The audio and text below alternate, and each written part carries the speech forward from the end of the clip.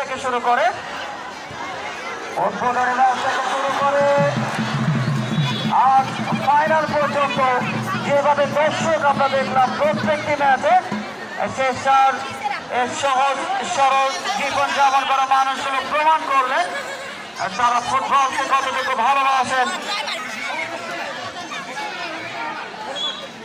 রুবেল এই যাত্রায় কোনো ধরনের ঝুঁকি তিনি নিলেন না, বল সরাসরি ক্লিয়ার করলেন, বল পেয়ে গেলেন মামুন।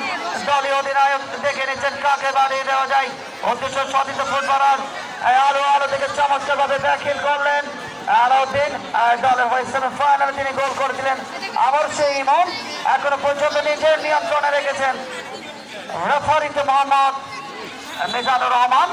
19 তারিখ পটিয়া কলেজ মাঠে এবং 20 তারিখ হাটাদারি কলেজ মাঠে যিনি ম্যাচ পরিচালনা করবেন। দর্শকরা চিৎকার করছেন, ভুয়া ভুয়া বলে চিৎকার করছেন। তারা হয়তোবা প্রত্যাশা করছেন এই ম্যাচে ট্রাইব্রেকার শুট আউটে করা, তবে তাদের প্রতিপক্ষ মামুন ফেব্রিক্সের প্রতিপক্ষ অত্যন্ত শক্তিশালী।